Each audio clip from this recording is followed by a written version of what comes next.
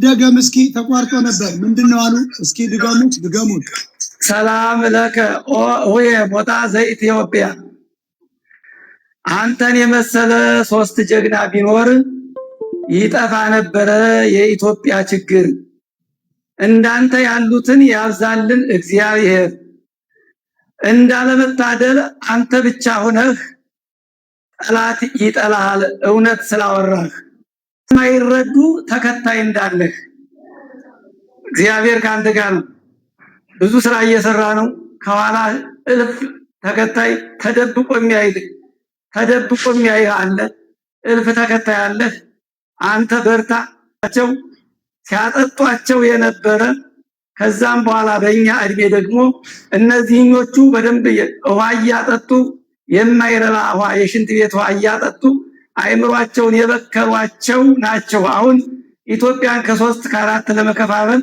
አንዱ እንዲነኝ አንዱ እንዳለኝ እያለ እየባከነ ያለ ስለዚህ ይሄ ትውልድ አንድ ቃል የሆነ የሚገባው መከራ ያስተምረዋል አሁንም እያስተማረው ስለዚህ እነዚያ ያጠጧቸው አሁንም መንቃት ካልቻሉ እንዲሁ መከራው የሚበዛው በእነሱ እያየን ነው መከራው አብዛኛው መከራ የሚበዛው በእነሱ አሁን በእኛ በውሏችን ላይ ምንሰራበት ስራ ያሳዝኑዋል በጣም ያሳዝኑዋል ሽማግሌዎቹ ያሳዝኑዋልና ይህንን መከራ አሁንም ደግመው ሊያጠጧቸው ያሰቡ ስለሆነ እያጎነጯቸው ስለሆነ ሲገባቸው ይገባቸዋል አንተ ግን በርታ ከእልፍ አእላፋት ተከታያለህ አንድ የመጽሐፍ ቅዱስ ክፍል ላነብልህ አንተ የሚጋብዝ ነውና መጽሐፈ ኢያሱ ምዕራፍ 1 ከቁጥር 5 ጀምሬ አነብልሃለሁ በሕይወትህ እድሜ ሁሉ ማንም አይቋቋምህም ከሙሴ ጋር እንደሆንኩ እንዲሁ ካንተ ጋር እሆናለሁ አልጥልህም አልተውህም ለአባቶቻቸው እሰጣቸዋለሁ ብዬ የማልሁላቸው ምድር ለዚህ ሕዝብ ታወርሳለህ ጽና አይዞህ ነገር ግን ጽና እጅግ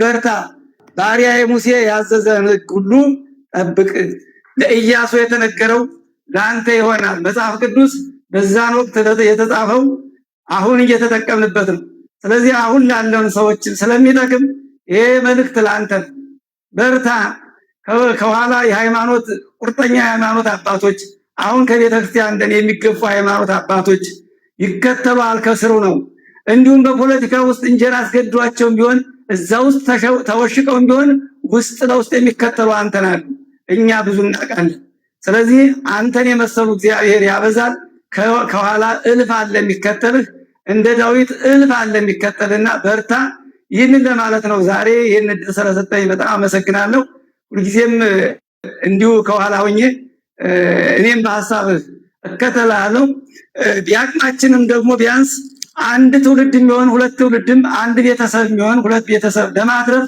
ቤተሰብ ሚዲያ የሚል በዚሁ አካውንት ላይ ጀምረን ቤተሰብ ክፉ ያጠጣውን ቢያንስ አሁን ከዚህ በኋላ የሚገኝ እኛም የሆነች አንድ ጠጠር ለመጣት ቤተሰብ ልጆቻቸውን በደንብ እንዲያሳድጉ ኢትዮጵያዊ የሚል ቤተሰብ ልጅ እንዲያሳድጉ ቤተሰብ ሚዲያ አለን በቅርብ ነው የጀመርኩት ያቅሜን እየተጨረጨርኩ ነውና አንተ በርታ አንተ ለሀገሪቱ ወሳኝ ነህ ለዚህ አንተን ለመሰሩና ለአንተ እኔ በእውነት ከልቤ ማለት ነው ምንም ለማግኘት ምንም ለማትረፍ አይደለም ከልቤ የሆነ መልእክት ነው የነገርኩ እደግምልሃለሁ ይህንን ዛሬ አጭ ስንኝ የገጠምኩልን ሰላም ለከ ኦየ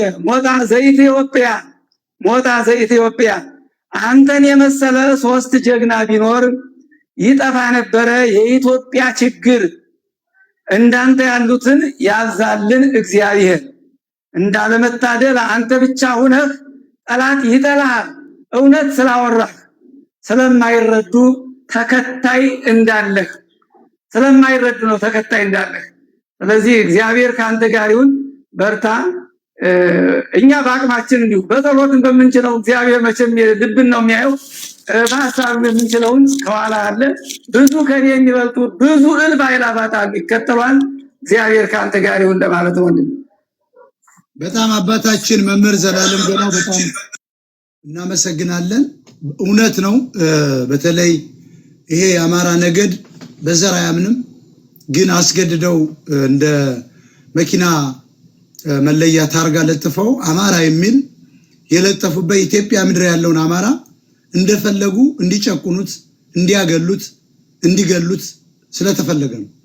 ስለዚህ አሁን በኢትዮጵያ ኦርቶዶክስ ተዋሕዶ ቤተክርስቲያን ውስጥ እምነቷ ንጽሕት ነች። በጣም ጾሟ ምስጋናዋ የተለየ ነው። የተያዘችው ግን በህወሓት ወራሪዎች ነው። ጉቦ ከፍለው የሚቀጠሩበት፣ ጉቦ ከፍለው የሚቀድሱበት፣ በራሳቸው አያቶቻቸው ባቆሟት ቤተክርስቲያን አጥንት ደማቸውን አንገታቸውን በሰጡባት ቤተክርስቲያን ላይ አማራው ይገፋል። ጥሩ ገቢ ባለው ቤተክርስቲያን ላይ በጣም ይገፋል አማራው ደግሞ ዘረኛ ስላልሆነ ተደራጅቶ መመከት አልቻለም። ስለዚህ እንደዚህ አይነት አባቶች ያብዙልን። በጣም አባታችን እናመሰግናለን። በእውነት እኛም ከጎንዎት ነን። ፎሎ አርጓቸው። እነዚህ በነገዳቸው ምክንያት የሚገፉ ጻድቅ ሆነው ሳለ እንደ ርኩስ የሚታዩ ማስተማር እየቻሉ መድረኩን ያላገኙ በነገዳቸው ብቻ እነሱ ግን ከዚህ መጣን ሳይሉ መልካቸው ያሳውቃል። ምግባራቸውን ስለሚያውቁ መታወቂያቸውን ስለሚያዩ ያገሏቸዋል።